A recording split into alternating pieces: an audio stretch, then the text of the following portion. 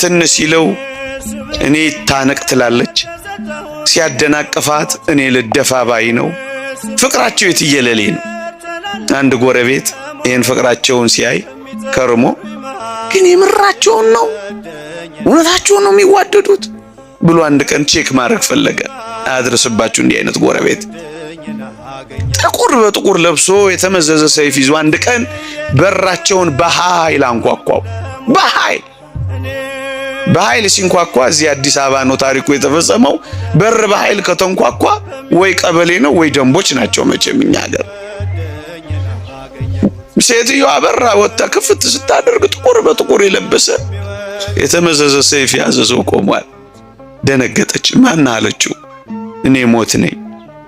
እና ምን ልታረግ እዚህ መጣ አለችው። አይሞቱማ እንዴት ይሞታሉ? የሚሞተው የታመመ ሰው አይደለ? በእኛ ቤት አልጋ ያዘ ሰው። እኛ እኮ ምስኪኖች ነን።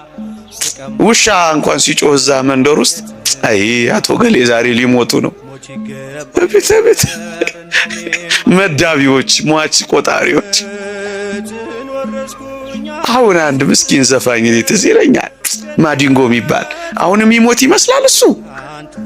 ደግሞ እናንተ እንደዚህ እንዳታረጉና እንዳጽፉ ነገር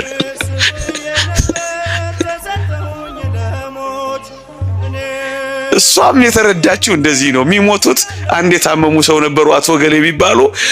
ተሳስተ የሆነ አድራሻ በዚህ ቀጥታ ሄደ ጥፍ ብለህ አይደለም እዚህ ቤት ነው የመጣሁት አለው ሞት። ምንም ያድራሻ ለውጥ ስተት የለም እዚህ ቤት ነው ይላል። እና ምን ፈለግ ልወስድ። ሴቲቱ ወደ ኋላ ዞር ብላ አይታ ባሏ እንደሌለ ምን ያደርጋል እኛ ጋር ከሆነ አድራሻ የመጣው ባሌ ውስጥ አለልህ። እኔ ወጥ ውጪ አብኩቼ አስፍቼ ጋግሬ ልጆች ማኖረው እኔ ነኝ።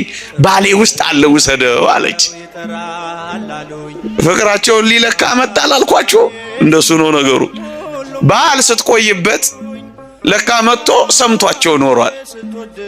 እኔ አላመጣሁትን ታሰፊዋለሽ፣ እኔ አላመጣሁትን ተወጨውጪዋለሽ፣ እኔ አላመጣሁትን ትሰሪዋለሽ። ጸብ። ከዛ ሴትዮይቱ ፈሊጠኛ ነበረች አሉ። የድሮ ሴት ሳትሆን አትቀርም። እናንተን ማለት አይደለም፣ በሰላም መውጣት ፈልጋለሁ ከዚህ ግን ምን አለች አሉ መሰላችሁ? ለመሆኑ ሞት ወይ? አቤት ከዚህ ቤት ስንት ነፍስ ነው የምትፈልገው ትለዋለች። እኔ ከዚህ ቤት የምፈልገው አንድ ነፍስ ነው። አውቆ በደንብ ሲያስጨንቃቸው ምን ያደርጋል፣ ያሳዝናል። እኔ ጸንሻለሁ፣ 2 ነፍስ ነኝ፣ ባሌን ውሰደው ብላ ለማምለጥ ሞከረች አሉ። እንደዚህ ማምለጥ ይቻላል? አሁን እናንተ ሞት ቢመጣ እየሳቃችሁ ወይስ እያዘናችሁ ትሄዳላችሁ? ለመኖር ከሆነ ከክርስቶስ ጋር ለመኖር ከሆነ እርፍ ለማለት ከሆነ የሚበልጠውን ክብር ለማግኘት ከሆነ ወደ ዘላለም ቤታችን ለመመለስ ከሆነ ልሂድ ማለት የክርስቲያን ወግ ነው። ካልሞት ሕያው አትሆንም። ይቆየን። ፀሐይ ላይ ብዙ አቆየዋችሁ። የእግዚአብሔር ቸርነት፣ የእመቤታችን አማላጅነት፣ የጻድቁ አባታችን የአቡነ ሀብተ ማርያም በረከት ረድኤት አይለየን። በሐዘን ጊዜ ብዙ አታምቡ፣ ብዙ አታልቅሱ፣ ተስፋ አትቁረጡ፣ አትመረሩ፣ ጥቁርና ከል አትልበሱ፣ ጸጉር አትንጩ፣ እንደ አሕዛብ አታልቅሱ።